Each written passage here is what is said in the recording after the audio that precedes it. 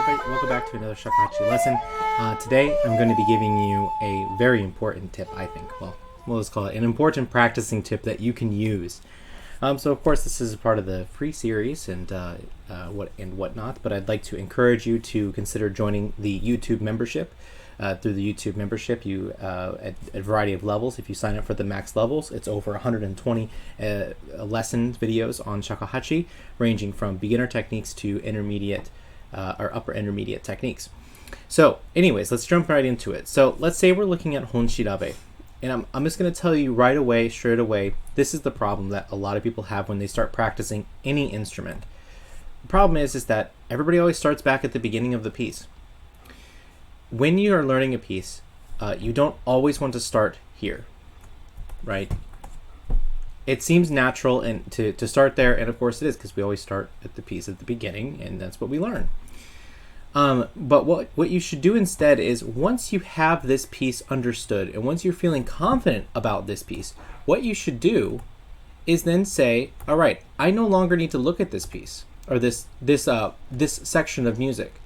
So I'm going to blacken this out. Now it's no longer a distraction to me, and I'm going to look at the music that's ahead. Okay, now I have this understood, and I want to keep going here. I no longer have this music that I have to worry about. But you know what? Number 3 is still causing me problems, but and so is number 4, but number 5 is not.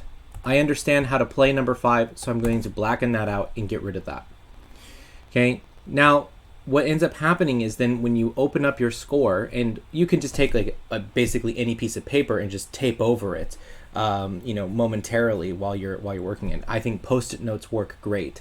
Another thing that's really helpful too is, like, let's say you're working on this piece of music, and instead of focusing on the beginning, you want to keep going and play the next part. So what you do is you remove the distraction.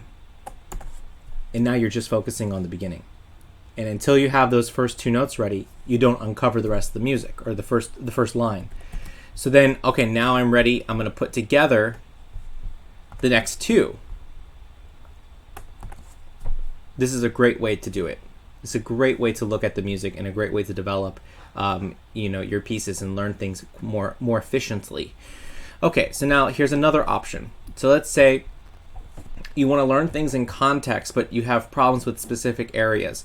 I can tell you one place in this piece in particular that causes people a lot of problem is right here. So what you do is you take this and then you block it out with red lines, and you say, this is what I'm going to work on. This is the focus area. And then you could say to yourself, so this is my focus area, but I want to make sure I put it into context, because I don't want to just learn it as itself without having any background of the piece. So then I don't want to just have that down, but then I can't play it because I don't have the rest of the piece put into perspective.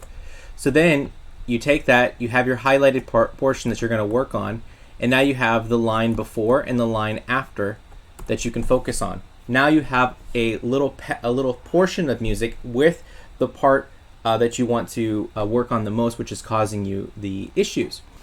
So it might seem kind of simple for some people, but I'll tell you that this was not the way that I practiced even throughout going through conservatory.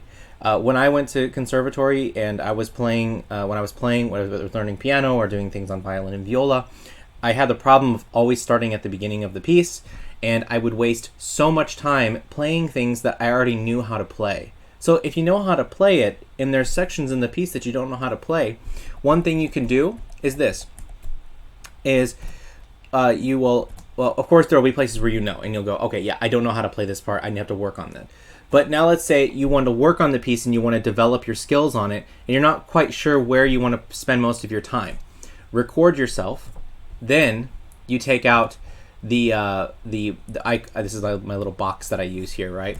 And now you start listening through, and you can go today, okay, that's great. Ooh, okay, this one was a little bit too fast. I don't like how that sounds. Okay, keep going through. All right. Oh, this ending was no good. Oh, I didn't like the way that sounded. And you know what? I thought that could have been longer. and so on and so forth. And then she's like, you know what? Oh, you know what? This last one, I want to make it different than the opening. I didn't like how I approached it. And then these notes were just out of tune, right? And so now you've already built yourself what you want to practice. So then what I do is I just make those notes. Say 2 week, right? Here, and I could say be longer. Okay. Then let's say I take another spot here. Say different than opening, flat, or make, or okay, I'll say the problem, too sharp. Okay, less. Oh, you guys can't see that one. Let's do this. Less aggressive, and then maybe you can say like more more poignant.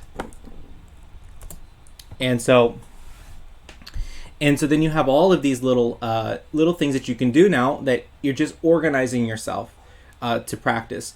It's really not that people don't spend enough time practicing. That's hardly ever the issue. It's people don't manage their time well enough. And I was one of them. I was one of them who, like, look, I spent a lot of money being in a conservatory, and I could have utilized that time a lot better if I would have just done things like this.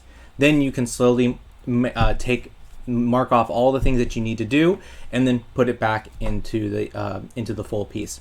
So it's a short video, but I hope that it helps you. I hope that it gives you some more guidance as you're practicing in your shakuhachi life. And I'll see you guys next time.